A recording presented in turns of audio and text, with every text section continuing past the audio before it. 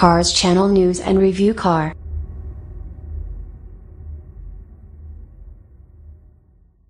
(2018) McLaren 720S.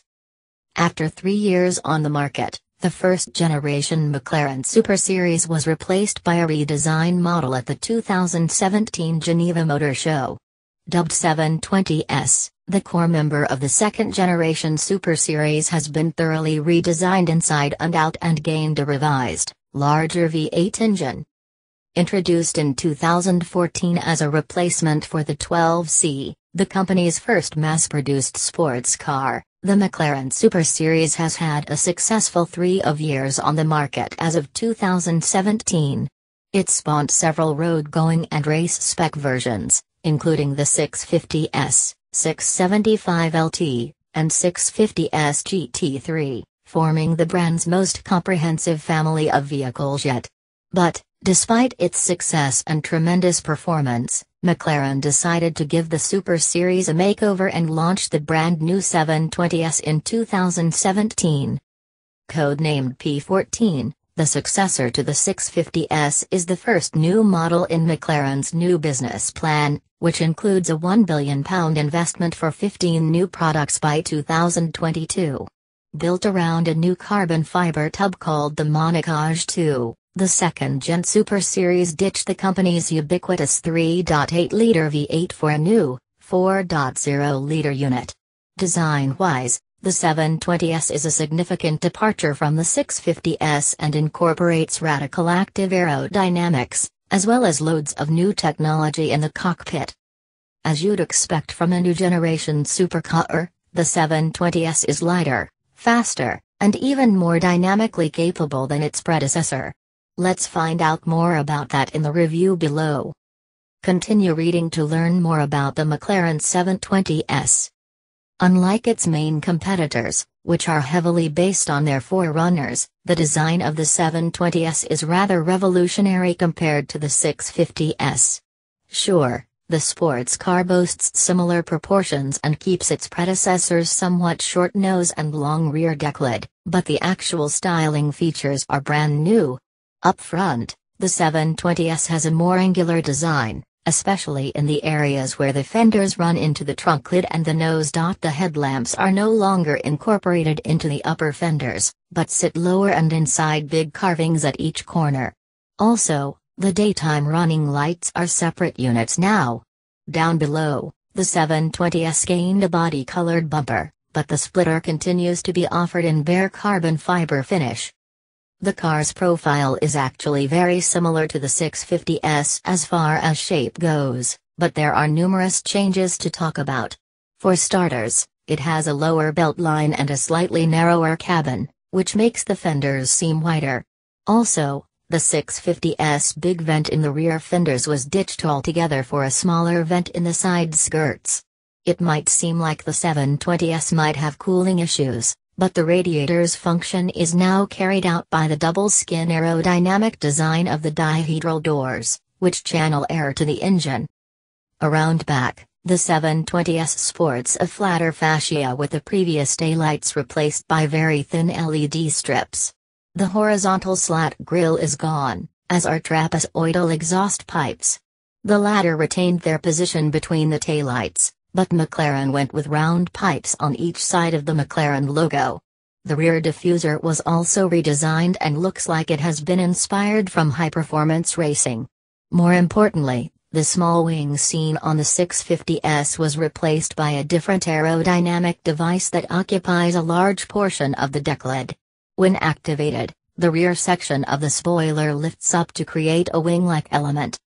All-told, the 720S is the most aggressive and aerodynamically advanced McLaren to date.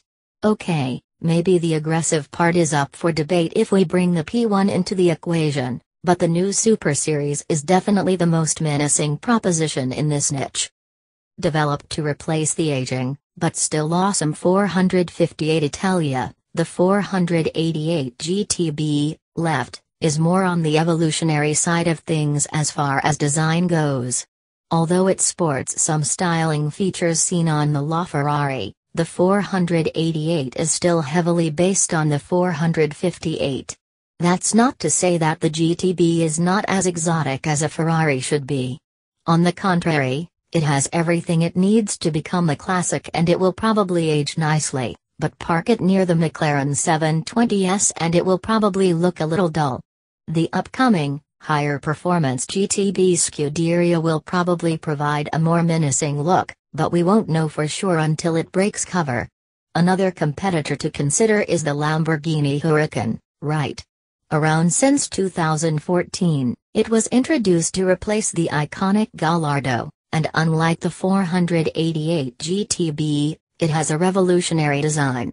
Highlighted by more angular lines sourced from the larger Aventador, the Huracan is Lambo's most aggressive entry-level model yet. However, it's not as dramatic as the 720S, sporting smoother, somewhat more elegant surfaces instead of McLaren's organic design language. But at the end of the day is just a matter of taste. If I had the cash and a choice, I'd go with the McLaren 720S, but both the 488 GTB and Huracan have styling cues that make them stand out. While the exterior is aggressive and somewhat futuristic, the cabin is downright mind-blowing. Granted, the 650S wasn't bad either, but the 720S's cockpit has race car written all over it. The driver's side is basically separated from the rest of the cabin, with the slim center stack oriented toward the main seat. The vertical screen has all the important buttons and knobs near the steering wheel, while the transmission control are stacked on top of each other below. This design is definitely unique and seems to be very practical too. Behind the carbon-decorated, flat-bottom steering wheel lies McLaren's new, revolutionary folding instrument cluster.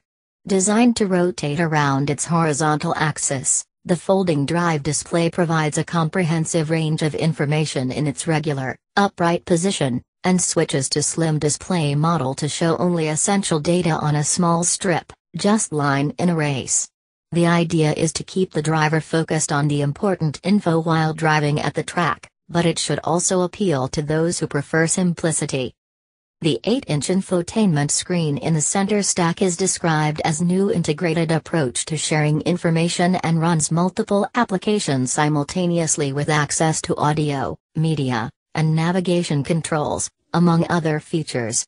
On top of that, it provides quick access keys to other functions, making the infotainment system much easier to use while driving. As expected, the cabin is packed with luxury features.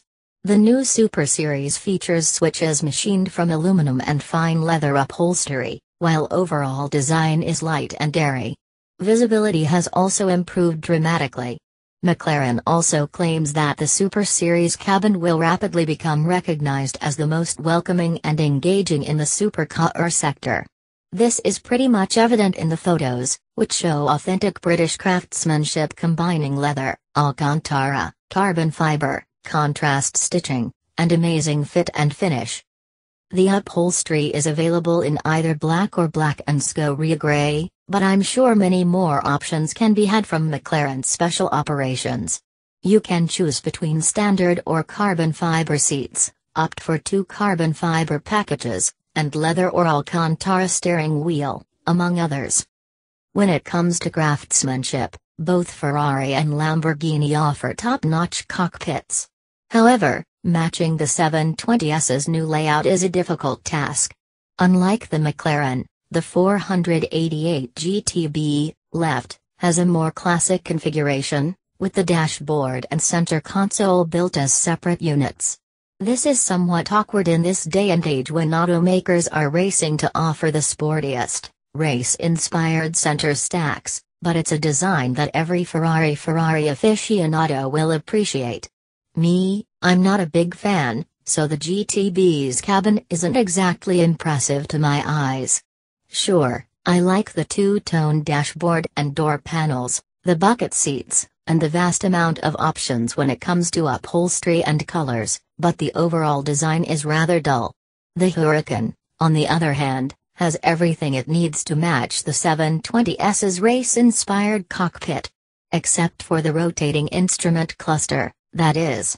But the slanted center console and the aggressively shaped dashboard will make you feel like you're in a race car.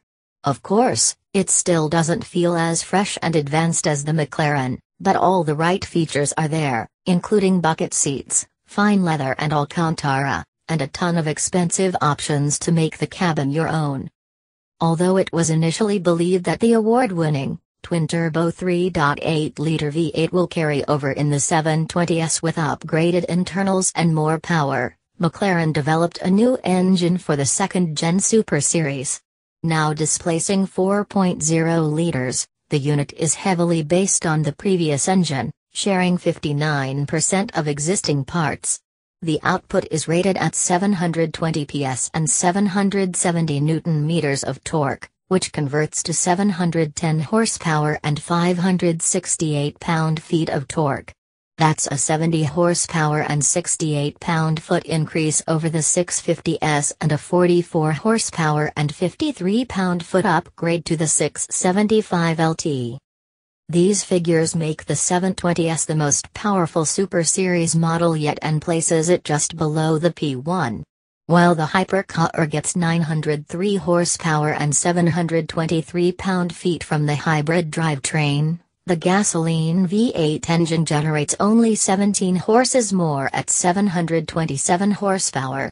The P1's torque figure is actually lower at 531 pound-feet. McLaren didn't release many specific performance figures, but did say that the 720S needs less than 3 seconds to hit 62 miles per hour from a standing start. With the 650S capable of reaching the benchmark in 3 ticks, the new Super Series should do it in around 2.8 seconds thanks to the extra oomph, lighter curb weight, and chassis improvements. With the 650S known to hit 62 miles per hour in 2.9 seconds, I wouldn't be surprised if the 720S would do it in 2.7, or nearly as quick as the P1. The 720S will also hit 124 miles per hour in less than 8 seconds, which makes it a half-second quicker than the 650S and likely faster than the 675LT, rated at 7.9 clicks, too. Top speed is also higher now, having been increased from 207 to 212 miles per hour. Other numbers made available by McLaren include braking from 124 miles per hour in just 4.6 seconds, a combined fuel consumption of 10.7 liters per kilometer, and CO2 emissions of 249 grams per kilometer in the new European driving cycle, NEDC. The architecture of the new supercar is based around a new carbon fiber tub and upper structure, called the McLaren Monocoque 2. This technology delivers extreme strength and rigidity in a lightweight structure, and it's combined with a range of aluminium alloys in the chassis. McLaren also developed a new generation of its proactive chassis control, new suspension, and electro-hydraulic steering for increased grip, balance, and performance. Although McLaren has yet to say anything during the launch event, it was revealed earlier in 2017 that the 720S drivetrain has been designed to receive a hybrid system, which means that a gasoline-electric model is also in the books. However, the hybrid will be added at a later date and most likely in a car with a different name,